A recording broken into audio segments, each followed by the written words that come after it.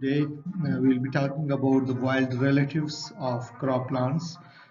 जो हमारे domesticated plants है, crops है, जिसको हम एग्रीकल्चर में crops के तौर पे ग्रो करते हैं, उनके जो wild relatives है, जो wild cousins है, उसके उनके बारे में हम बात करेंगे, उनके यूटिलिटी के बारे में बात करेंगे और उनके limitations और फिर उनकी कंजर्वेशन के बारे में हम बात करेंगे।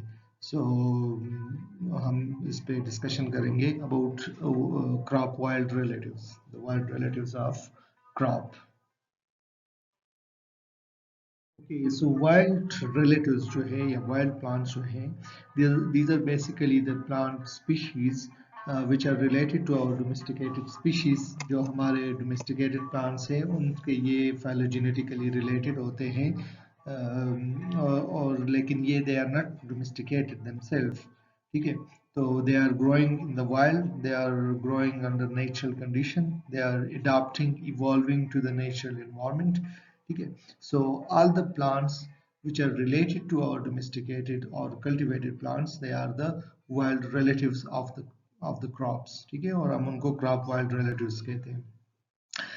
So these plants are basically either ancestor or descendant of the same closely related ancestors, यानी जो हमारे crops हैं या उनके ancestor होंगे, यानी उनके जो जिन species से वो evolve होंगे वो होंगे, या हमारे crop के species और ये जो species होंगे वो same ancestor से evolve हुए होंगे in the past, ठीक है। So basically they are closely related with our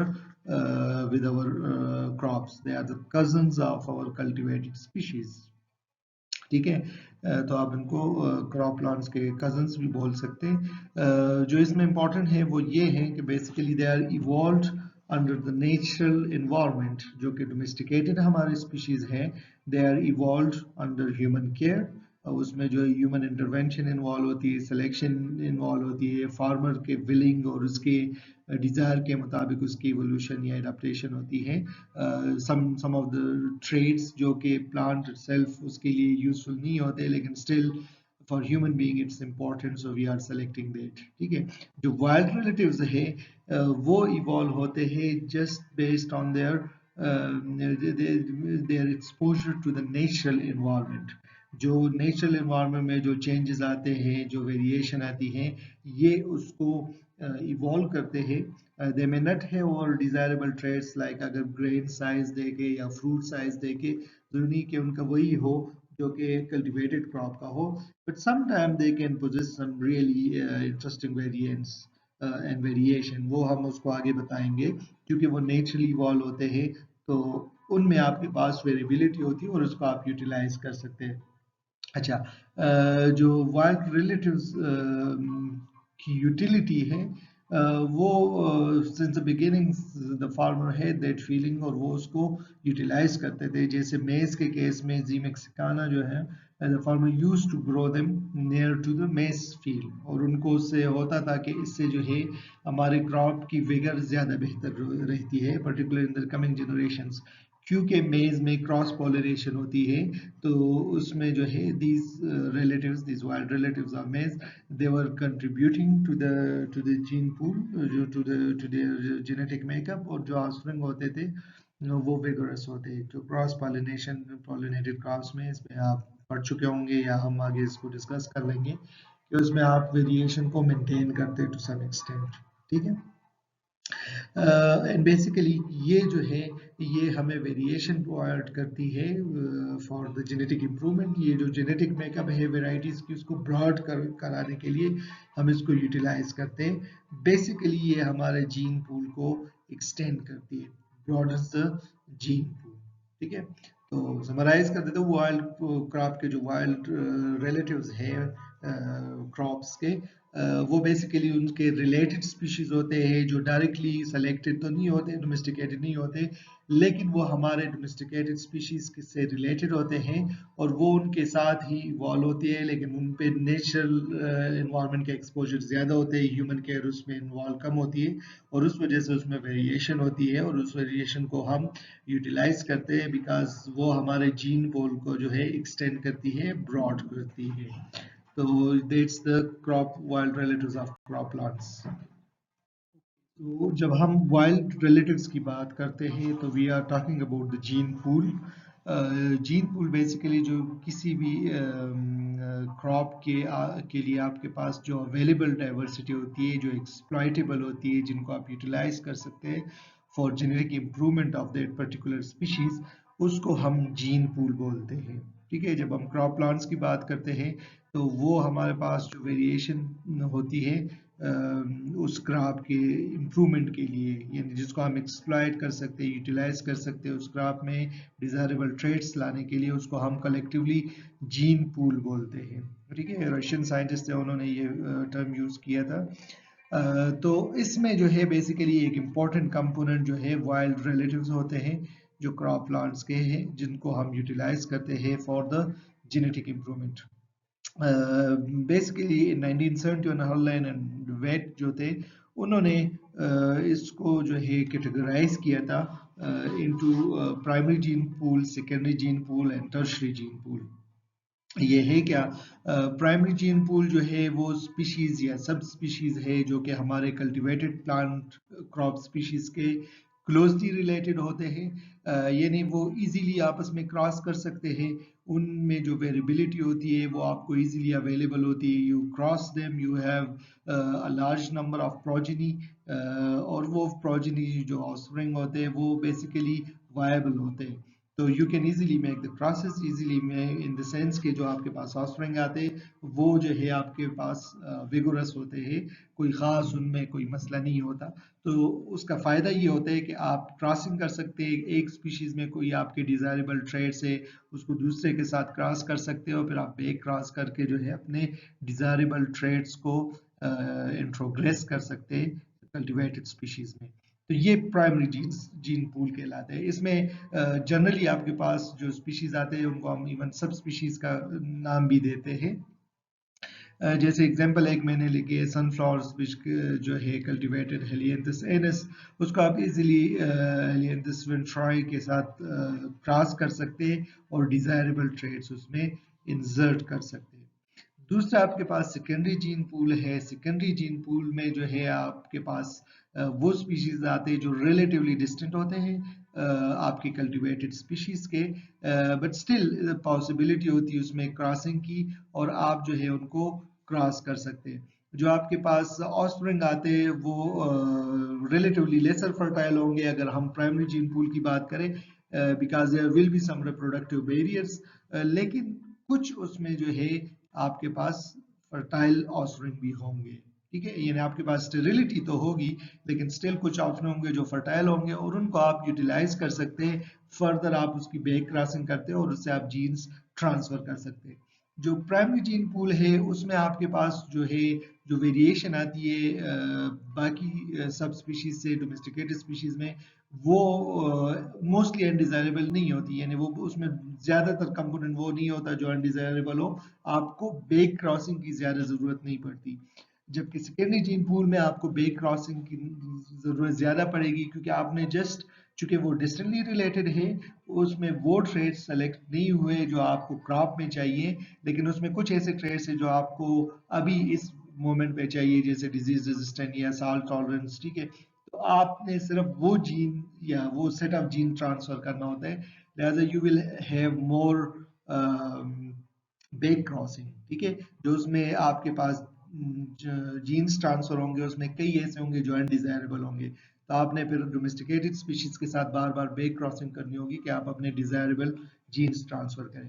example में मैंने इधर एजिल ऑफ स्ट्रोशाई, एजिल ऑफ स्पिरटाइज इनका कहा है because these are wild relatives of wheat.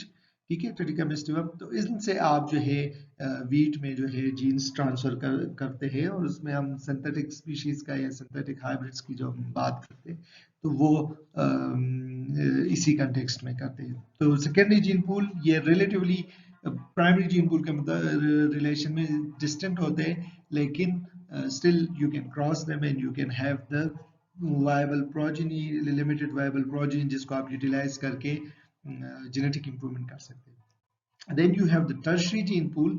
Tertiary gene pool में बेसिकली आपके पास थोड़े ज़्यादा डिस्टेंटली रिलेटेड स्पीशीज़ आते हैं जिनको इजीली आप क्रॉस नहीं कर सकते एक्सेप्ट कि आप इंटरवेंशन करो और थोड़ी सी उसको किसी तरीके से आप उसको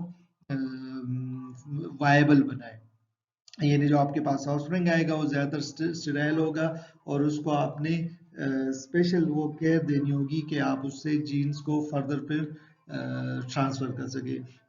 इसमें आप embryo rescue technology technique use कर सकते हैं। ये एग्जैक्टली क्या होती है इसको, यानी जब आपके पास जो एम्ब्रियो बनता है वो खुद वायबल नहीं होता कि प्लांट आपको दे, लेकिन आप उसको टिश्यू कल्चर के ज़रिए एम्ब्रियो रेस्क्यू कर सकते हैं उसका और उसको जो है यूटिलाइज कर सकते हैं। You can watch one of my clip on it जो टिश्यू कल्चर के कोर्स में मैंने पढ़ा है, आप उसके डिटेल उसमें देख सकते हैं। और या फिर आपके पास ब्रिजिंग प्रोसेस है, यानी जिसमें आप बीच में एक ऐसी स्पीशीज इन्वॉल्व करते हैं जो कि आपकी डोमेस्टिकेटेड स्पीशीज के साथ भी क्रॉस हो सकती हो और उस स्पीशीज के साथ भी क्रॉस हो सकती हो। तो अब पहले आप उन दोनों को आपस में क्रॉस करते हैं, उनमें वो डिजायरेबल वेरिएंट सेलेक्ट करके फिर अपने जो क्रॉप स्पीशीज है उसके साथ क्रॉस करते हैं। तो दैट इज आल्सो पॉसिबिलिटी। तो टर्शरी जीन पूल जो है वो ज्यादा डिस्टेंट होते हैं, उससे वेरिएशन ट्रांसफर करना रिलेटिवली लेस आपके पास इजी नहीं होती, लेस फीजिबल होती है, जबकि सेकेंडरी या प्राइमरी जीन पूल से आप इजीली जीन्स ट्रांसफर कर सकते हैं।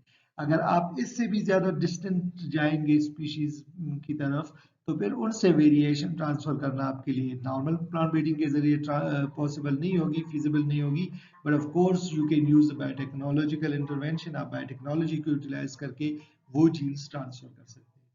तो समराइज कर देता हूँ कि वाइल्ड प्लांट्स जो है वो कंट्रीब्यूट करते हैं जीन पूल को, जो कि जीन पूल क्या है, वो आपके पास जितनी भी अवेलेबल एक्सप्लॉइटेबल वेरिएशन है जिसको आप जेनेटिक इंप्रूवमेंट के लिए यूज कर सकते हैं for your desirable crop plant species. इसमें प्राइमरी जीन पूल वो है जो आपको इजीली अवेलेबल है, ठीक है, और वो बहुत ज्यादा रिलेटेड स्पीशीज या सब स्पीशीज है आपके क्रॉप प्लांट की, आप इजीली क्रॉस कर सकते हैं और वो जीन्स ट्रांसफर कर सकते हैं। Secondary gene pool relatively distant होते हैं प्राइमरी से, इसमें आप क्रॉसिंग कर सकते हैं लेकिन ऑफस्प्रिंग रिलेटिवली लेस वायबल होंगे, जबकि टर्शरी जीन पूल में ऑफस्प्रिंग जो है वो उससे भी कम वायबल होंगे और आपको एम्ब्रियो रेस्क्यू टेक्नोलॉजी या ब्रिजिंग क्रॉस यूज करनी पड़ेगी आपको इन दैट पर्टिकुलर केस। और अगर आप उससे भी ज्यादा डिस्टेंट जाएंगे तो फिर वो रिलेटिव्स नहीं होंगे बेसिकली, उनके लिए आपने बायोटेक्नोलॉजी के टूल्स यूज करने होंगे और उससे जीन्स आप ट्रांसजेनिक वगैरह के ट्रांसफॉर्मेशन वगैरह के जरिए ट्रांसफर कर सकते हैं। वाइल्ड क्रॉप रिलेटिव्स को किधर हम यूटिलाइज करते हैं, उसकी यूटिलाइजेशन किधर है। सो बेसिकली थोड़ा सा मैंने जैसे शुरू में बताया कि ये हमारे पास जेनेटिक वेरिएशन की सोर्सेज होती है। क्रॉप प्लांट्स को आप सिलेक्शन उनकी करते हैं, उनको आप इवॉल्व करने देते हैं, अडॉप्ट करने देते हैं अंडर योर सुपरविजन। अब उसमें होता क्या है कि नॉर्मली आप ग्रेन यील्ड, आप क्वालिटी, आप फ्रूट साइज उसकी तरफ कंसंट्रेट करते हैं और उसको आप केयरिंग इन्वायरमेंट देते हैं, तो आप उन जीन्स को सेलेक्ट नहीं कर पाते जो आपको हार्श इन्वायरमेंट को के लिए दरकार होते हैं, ठीक है। फॉर एग्जांपल आप एक क्रॉप प्लांट को हमेशा पानी देते रहते हैं, आप उसमें से वो टाइप सेलेक्ट करते हैं जिसके ग्रेन साइज ज्यादा होगा, ठीक है। चूंकि आप उसको हर दफा पानी उसके डिजायरेबल मिकदार में देते हैं, लिहाजा आप उन लाइन्स को सेलेक्ट ही नहीं कर पाते जो कि जो ड्राउट कंडीशन में अडॉप्टेड होंगे, ठीक है। तो उसके साथ अगर आपके पास वाइल्ड रिलेटिव्स होंगे जो कि नेचुरली ग्रो होते हैं, नेचुरली उधर ही इवॉल्व होते हैं, तो उसमें आपके पास ऐसे भी लाइन्स होंगे, ऐसे लाइन्स भी होंगे जो कि ड्राउट को रेजिस्टेंट होंगे, यानी ऐसे वेरिएंट्स होंगे जो कम पानी वाले सालों में ग्रो करते होंगे और उनके सीड्स डिस्पर्स होते होंगे और वो जो है सर्वाइव करते होंगे, और ऐसे भी होंगे जो ज्यादा पानी में सर्वाइव करते होंगे, तो वो आपको ज्यादा वेरिएशन उसमें आपको मिलेगी। तो उन वेरिएशंस को हम स्पेसिफिक सर्कमस्टांसेस में यूटिलाइज करते हैं जो वाइल्ड क्रॉप प्लांट्स में अवेलेबल होते हैं। तो it's a source of genetic variation. चूंकि इसमें वेरिएशन ज्यादा होती है तो हम उनको यूटिलाइज करते हैं फॉर स्पेसिफिक पर्पसेस, जिसमें से एक फॉर एग्जांपल आपके पास डिजीज रेजिस्टेंस है। डिजीज रेजिस्टेंस में एक एग्जांपल जो है कॉटन लीफ कर्व वायरस की है, कि उसमें हमारे पास जो वाइल्ड रिलेटिव है गुसिपियम स्टोसाई, उससे जो है गुसिपियम हिर्सुटम में जीन्स ट्रांसफर किए गए हैं कॉटन लीफ कर वायरस रेजिस्टेंट के। ठीक है, यानी इस वाइल्ड रिलेटिव में आपके पास रेजिस्टेंट जीन्स थे और हमारा जो कल्टीवेटेड स्पीशीज थी और जो वेराइटीज थी गुसिपियम हिर्सुटम उसमें वो जीन नहीं थे, तो लिहाजा हमने उसको वाइल्ड रिलेटिव से ट्रांसफर किए। तो you can search for disease resistant genes, और नॉर्मली जो ज़्यादातर वाइल्ड रिलेटिव्स पे काम हुआ है तो वो डिजीज रेजिस्टेंस के लिए ही हुआ है। तो आप वो डिजीज रेजिस्टेंट के जीन्स ट्रांसफर कर सकते हैं वाइल्ड रिलेटिव से कल्टीवेटेड स्पीशीज को। The same is the for insect resistance। जो insect resistance में आपके पास examples हैं वो मेस्टाक बोरर के अगेंस्ट रेजिस्टेंट जीन ट्रांसफर हुए जी मेज मेक्सिकाना से नॉर्मल जो कल्टीवेटेड आपके पास मेज की क्रॉप है उसमें। तो इंसेक्ट रेजिस्टेंट जीन्स भी आप ट्रांसफर कर सकते हैं।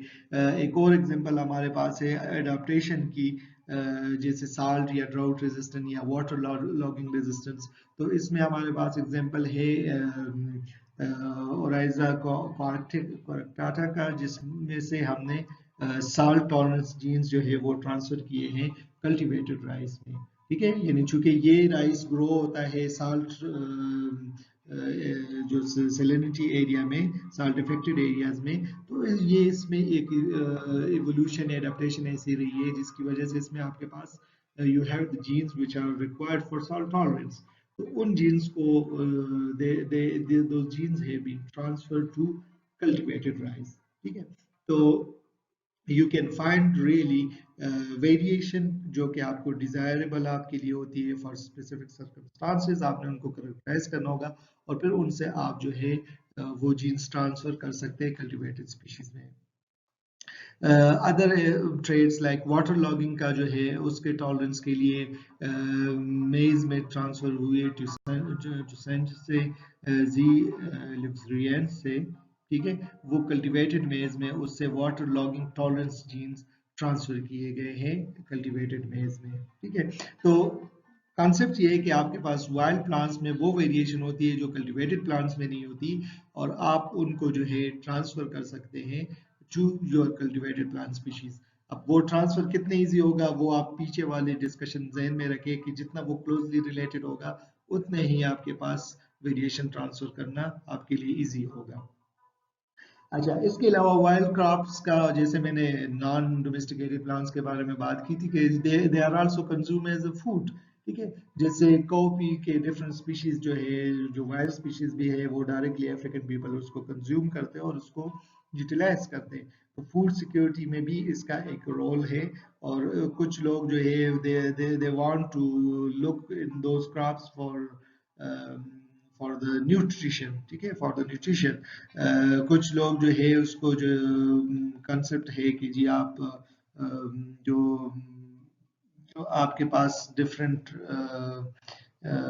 वो है वाइल्ड रिलेटिव्स है या जो नॉन ट्रेडिशनल क्रॉप्स है उसको यूटिलाइज करते हैं फॉर शुगर पेशेंट। ठीक है, जैसे ओट्स की तरफ लोग जाते हैं या बार्ले की तरफ जाते हैं, तो उसी तरह थोड़ा बहुत काम इसमें भी हो रहा है कि आप वाइल्ड रिलेटिव्स को है उनको कंज्यूम करें, यानी उनकी उनमें देखें कि उसमें आपको ऐसे सीरियल्स मिले, उसको अगर आप यूटिलाइज करें तो डायबिटिक्स वगैरह के प्रॉब्लम कम होंगे। ठीक है, तो वाइल्ड प्लांट्स जो है वो आपके पास एक सोर्स है फॉर फूड एज वेल। ठीक है, उस पर काम किया जा सकता है और उसमें ऐसे स्पीशीज आइडेंटिफाई किए जा सकते हैं जो आपको नॉन ट्रेडिशनल क्रॉप्स के तौर पे आप उनको इंट्रोड्यूस कर सकते हो। And overall, these are the species जो कि indispensable है for the ecosystem health। जो overall ecosystem में different जो species अपने role play करते हैं, तो wild plants are also important in that context, so we have to think about their conservation। तो मैं इसको समराइज कर देता हूँ कि हमारे पास वाइल्ड प्लांट रिलेटिव्स जो हैं वो वेरिएशन का एक सोर्स हैं। उसमें हमारे पास ऐसे जीन्स हो सकते हैं जो हमारे काम आ सकते हैं, जैसे डिजीज रेजिस्टेंस, इंसेक्ट रेजिस्टेंस या साल्ट टॉलरेंस और वाटर लॉगिंग टॉलरेंस, तो उनको हम क्रॉस कर सकते हैं और उनसे वो जीन्स हम ट्रांसफर कर सकते हैं कल्टीवेटेड प्लांट स्पीशीज में। इन स्पीशीज को हम फूड के तौर पे कंज्यूम कर सकते हैं और overall they are indispensable for the ecosystem health. तो उनकी अपनी ये वेरिएशंस है, नेचुरल वेरिएशन है, बायोडाइवर्सिटी है, तो इनका ओवरऑल हमने उनकी कंजर्वेशन करनी है। थोड़ी से वाइल्ड प्लांट्स की जो लिमिटेशंस है या उनके ह्यूमन इंटरेस्ट के साथ जो इंटरफेरेंस है उसको भी डिस्कस कर लेते हैं थोड़ा सा। जो नॉर्मल बायोडाइवर्सिटी उसमें भी हमने बात की थी कि वाइल्ड स्पीशीज जो है एज ए वीड कंसिडर किए जाते हैं। जो भी हमारे पास क्रॉप प्लांट्स जो हम ग्रो करते हैं उसके अलावा जो भी प्लांट उगता है हम उसको वीड कंसिडर करते हैं और उनके क्रॉप के नॉर्मल जो ग्रोथ होती है, डेवलपमेंट होती है, उस पर इफेक्ट होते हैं, उसके रिसोर्सेज शेयरिंग पे इम्पेक्ट होते हैं, न्यूट्रिएंट शेयरिंग पे इम्पेक्ट होते हैं, तो लिहाजा उसको हम वीट कंसिडर करते हैं। That's a limitation about the wild crop plants. उसको डिस्कस इसलिए कर रहा हूँ कि उस वजह से लोग उसको एलिमिनेट करते रहे हैं फील्ड से और उसकी वजह से उनकी डिस्ट्रीब्यूशन कम होती जाती है। चूंकि हम उनको वीट कंसिडर करते हैं तो हम अपने प्लान को, अपने क्रॉप को वीट फ्री देखना चाहते हैं और उस वजह से हमारे पास जो है जो मॉडर्न एग्रीकल्चर फील्ड्स आपके पास होंगे उसमें आपको वाइल्ड प्लांट स्पीशीज नहीं मिलेंगे। तो if you want to look for that, या तो आप जो मार्जिनल लैंड्स होंगे यानी जिधर नॉर्मल उनकी वीडिसाइड एप्लीकेशन नहीं होगी, वीडिंग नहीं होगी, उधर आपको मिलेंगे, या फिर you have to go to areas जिधर आप mechanised and this so called modernised farming नहीं होती, like some of these picture from the Himalayan region of Pakistan. इन जगहों पे आपको फिर जो वाइल्ड रिलेटेड स्पीशीज है वो आपको मिल सकते हैं। तो ये इनको वीट कंसिडर किया जाता है, एक लिमिटेशन है। दूसरा ये कि इन सम केसेस आप ये that could serve as reservoir for crop pest, ठीक है, तो उस कंटेक्स्ट में भी जो है इसकी थोड़ी सी लिमिटेशन हो सकती है। और फिर फाइनली एक जो कंसिडरेशन है वो इसका भी है कि जब हम ट्रांसजेनिक क्रॉप्स डेवलप करते हैं तो उसमें हमने ये केयर करना होगा कि जो ट्रांस जीन्स है, जो ऑल्टर्ड जीन्स है, वो एस्केप न करे वाइल्ड रिलेटिव्स में, ठीक है। इसको हम जेनेटिक पोल्यूशन का कंसेप्ट कहते हैं कि यानी अगर आपने कोई resistant genes, BT cotton genes आपने डाला हुआ है, ठीक है, कॉटन में एक स्पेसिफिक लाइन में, तो जब आप उसको ग्रो करते हैं और उससे अगर क्रॉस पॉलिनेशन होती है और दूसरे जो कॉटन के गुसिपियम के स्पीशीज जो अगर किसी जगह पे होंगे वो जीन उसमें नहीं जाना चाहिए, ठीक है, क्योंकि वो उसको कंटेमिनेट करेगा, उसमें जो नॉर्मल उसकी डाइवर्सिटी होगी वो उसको इम्पैक्ट करेगा। तो दैट्स बायोटेक्नोलॉजी के जो कंट्रोवर्सीज है उसमें से ये एक इम्पॉर्टेंट कंपोनेंट है। तो वाइल्ड रिलेटिव्स से लिंक चूंकि ये था, मैंने डिस्कस किया कि जब वाइल्ड रिलेटिव्स को आप कंसिडर करेंगे तो जो आप ट्रांसफॉर्मेशन करते हैं, जो आप ट्रांसजेनिक वेराइटीज लगाते हैं, तो उसमें आपने उसके रिस्क को कंसिडर करना है कि वाइल्ड रिलेटिव्स पे उनका क्या इम्पैक्ट रहता है, ठीक है। तो this was little bit about the wild relatives के जो आपके पास उसके इंटरफेरेंस, ह्यूमन इंटरेस्ट के हमने बात की, वीड्स की बात की, उनके रिजर्वायर फॉर क्रॉप पेस्ट की बात की, और फिर हमने ये भी बात की कि आप उसके जब ट्रांसजेनिक क्रॉप वेराइटीज रिलीज करेंगे तो उसमें जेनेटिक पोल्यूशन का कंसेप्ट, उसका रिस्क आपने कैलकुलेट करना होता है। क्रॉप वाइल्ड प्लांट्स की जो रिलेटिव्स है, जो क्रॉप्स के वाइल्ड रिलेटिव्स हैं उनकी कंजर्वेशन जरूरी है। कंजर्वेशन इसलिए जरूरी है कि most of them are endangered, ठीक है, क्योंकि वो जो है चूंकि हम क्रॉप्स पे ज्यादा तवज्जो देते हैं तो वाइल्ड रिलेटिव्स की तरफ हमारी तवज्जो कम होती है, और जैसे मैंने पिछले लेक्चर स्लाइड में बताया कि हम उसको एज अ वीट कंसिडर करते हैं, तो हम उसको बेसिकली रिमूव करते हैं। तो ओवरऑल हमारे पास ये एंडेंजर्ड है और हमने उसको कंजर्व करने के लिए एफर्ट करनी चाहिए और करनी पड़ेगी, because it's a nature resource और उसको हम एक्सप्लॉइट करते हैं, अभी कर रहे हैं और उसको हम फ्यूचर में भी हमें उसकी जरूरत होगी, तो for future generation we have to conserve them. अच्छा, क्यों इंडेंजर है, तो बिकॉज जो मेन उसमें फैक्टर है कि that is the habitat loss. जिधर वो ग्रो करते थे, जिधर वो रहते थे, जिधर वो डिस्पर्स सीड डिस्पर्सल होती थी, उनकी ग्रोथ होती थी, उनकी प्रोडक्शन होती थी, सीड प्रोड्यूस करते थे और अपने लाइफ साइकिल पूरी करती थी, वो जगह अब उनको अवेलेबल नहीं है।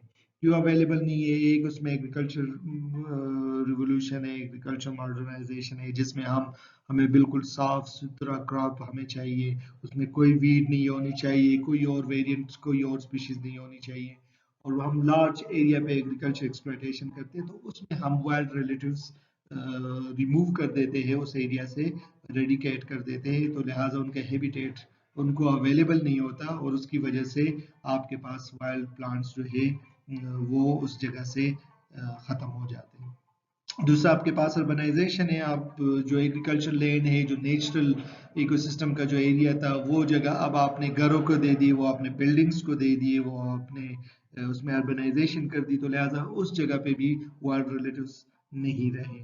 ठीक है, और फिर आपके पास डिफॉरेस्टेशन है, जब आप फॉरेस्ट को रिमूव करते हैं, जो हम अगर नट्स या फ्रूट्स के वाइल्ड रिलेटिव्स की बात करते हैं, तो वो भी एक वजह है हैबिटेट लॉस और वाइल्ड रिलेटिव्स को एंडेंजर करने का। यानी आप देख ले कि जो आपको क्या था, यूनिवर्सिटी में ही है स्टूडेंट्स, तो आप देख सकते हैं कि शुरू में आपके इर्द गिर्द टीचर से पूछ ले, पेयर के, प्लम्स के बड़े वाइल्ड प्लांट्स होते थे, टांची और इस तरह के सारे जो हैं आलूचे के मुख्तलिफ किस्में, लेकिन अभी जो है वो ख़त्म हो गए। कुछ जब घर बनने लगे, लोग मार्केटें बनाने लगे, फिर दूसरा ये कि लोग कहते जी यार ये तो वैसे भी काम का नहीं है, कोई आलू बुखारा भी तो नहीं है जिसको हम यूटिलाइज करें, या रियल पेयर एप्पल भी नहीं है, तो वाइल्ड रिलेटिव्स को रिमूव कर देते हैं। दे प्रेफर कि या उसमें बीट लगाए, या जो है उस जगह पे कोई और प्लांट लगा दे, ठीक है, या उसको प्लांट को ही हटा दे कि जी हमारे वीट पे साया ना हो। तो इट इज बेसिकली इंडेंजरिंग जो हमारे पास वाइल्ड रिलेटिव्स है, उसको इरेडिकेट कर देते, उसको रिमूव कर देते उस एरिया से, और उनकी स्पीशीज इंडेंजर होती है। तो जैसे मैंने कहा कि लॉन्ग रन में आपको उसकी जरूरत हो सकती है, तो लिहाजा you have to think about their conservation. अच्छा, जो कंजर्वेशन के एफर्ट्स है वो इन सीचू हो सकते हैं कि आप उसको उसी जगह पे, यानी जिधर वो ग्रो करते हैं उधर ही आप उनकी कंजर्वेशन करें, आप लोगों में अवेयरनेस पैदा करें, आप लीगल लॉज और फ्रेमवर्क बनाए जिसमें आप उन स्पीशीज को काटने से लोगों को रोके। ठीक है, उसका फायदा क्या होता है? वो ये होता है कि चूंकि वो नेचुरल इन्वायरमेंट होते हैं, तो वो उसी में इवॉल्व और अडाप्ट करते जाएंगे, और वो जो है उनकी अडेप्टेशन होगी, उनकी वेरिएशन आपको उसी डायरेक्शन में होगी, जो जो क्लाइमेट उधर होगा, जो चेंजिंग क्लाइमेटिक सिचुएशन होगी, उसको भी अडॉप्ट करेगा। ठीक है, और उन वेरिएंट्स को फिर आप यूटिलाइज कर सकते हैं इन फ्यूचर। दूसरा ऑप्शन आपके पास एक सिचू है कि जिसमें आप उसको outside of their natural habitat आप लेके जाते हैं, और उधर आप उसको कंजर्व करते हैं। ठीक है, यानी आप जो है तो जितने भी वाइल्ड प्लम्स थे उनको लेके एक बोटेनिकल गार्डन में पेशावर में ले गए, इस्लामाबाद में, और उधर आप उसको कंजर्व करते हैं। तो ऑफ कोर्स आप उसको कंजर्व तो कर लेते हैं, लेकिन उसमें आप नेचुरल उसकी एडेप्टेशन को रोक देते हैं, या उसका वो वाला सिनारियो नहीं रहता जो उसके अपने जिस एरिया में वो इवॉल्व हुआ है, अडाप्ट हुआ है, उस एरिया में जिससे उसकी अडाप्टेशन होती है। तो ये दो आपके पास ऑप्शंस हैं। फिर इसमें एक चीज़ जो आपने कंसिडर करनी है वो ये कि आप मोलिकुलर टेक्निक्स को यूटिलाइज कर सकते हैं उनके करेक्टराइजेशन के लिए, जो आपके पास वाइल्ड रिलेटिव्स है, कि कौन सी चीज़ आपने कंजर्व करनी है, कितनी कंजर्व करनी है, उसमें आप मोलिकुलर करेक्टराइजेशन टेक्निक्स यूज़ करें। इट्स इम्पोर्टेंट टूल कि मतलब आपने सारे के सारे वाइल्ड प्लम्स आप नहीं कंजर्व कर सकते, तो आपने कौन से करने, अगर आप उसमें से 50 से 100 करने, तो आप मोलिकुलर मार्कर से आइडेंटिफाई करते हैं डिस्टेंटली रिलेटेड, और कोशिश करते हैं कि आप ओवरऑल जो वेरिएशन है उसको कंजर्व कर सके। तो जो क्रॉप के वाइल्ड रिलेटिव्स हैं उसके बारे में just the important things are कि ये एंडेंजर्ड है। ठीक है, आपके पास एंडेंजर्ड इसलिए है कि उनके हैबिटेट, जो नेचुरल इनका हैबिटेट है, वो डिस्टर्ब होते हैं due to agriculture modernization, urbanization, deforestation, और उस वजह से चूंकि उनको as a economically important plant species नहीं कंसिडर किया जाते हैं, तो उनको रिमूव कर दिया जाता है। लिहाजा आपने उसको कंजर्व करने हैं, बिकॉज वो इकोनॉमिकली आपके लिए इम्पोर्टेंट है, क्योंकि that is the source of variation. ठीक है, अब वो वेरिएशन आप जो है इन सीचू भी उसको कंजर्व कर सकते हैं, जिसमें उसकी नॉर्मल एडाप्टेशन होगी और चेंजिंग क्लाइमेट में जो वेरिएंट्स सेलेक्ट होंगे उनको आप लॉन्ग रन में यूटिलाइज कर सकते हैं। दूसरा एक चीज जो है कि आप उसको एक आउटसाइड नेचुरल हैबिटेट ले जाके उनको कंजर्व करें। जो लास्ट बात कंजर्वेशन से रिलेटेड थी वो ये कि आप मोलिकुलर टेक्निक्स यूटिलाइज कर सकते हैं उनके कैरेक्टराइजेशन एंड कंजर्वेशन के लिए, कि आपने कौन कौन से वेरिएंट्स को सेलेक्ट करने। You can not really pin point exactly, लेकिन आप एटलीस्ट ओवरऑल बता सकते हैं कि जो आपके पास वेरिएशन है और ह्यूमन रिसोर्सेज पे कितना आप कंजर्व कर सकते हैं। तो आप मोलिकुलर मार्कर्स और इनसे इन टेक्निक्स को यूटिलाइज करके आप इस कंजर्वेशन को एफिशिएंट बना सकते हैं। So at the end, some of the questions, comments जो आप अगर लेक्चर सुन चुके हैं तो उसके बाद you should be able to discuss on these points, gene pool का concept और उसकी utility for genetic improvement of crop plants, कैसे हम different gene pools को utilize करते हैं और उसके जो है limitations और advantages क्या है different जो gene pools है for genetic improvement of crop plants। दूसरा ये कि इस पे आप डिस्कशन कर सके कि जितना क्लोजली रिलेटेड स्पीशीज होगा या सब स्पीशीज होगी to our crop plant species, उतने ही उसमें क्रॉसिंग इजी होगी, उतनी उसकी जेनेटिक इंप्रूवमेंट में यूटिलाइजेशन ज्यादा होगी। और तीसरा ये कि जो वाइल्ड रिलेटिव्स है ओवरऑल उनकी यूटिलिटी क्या है एग्जांपल्स के साथ for genetic improvement of crop plants.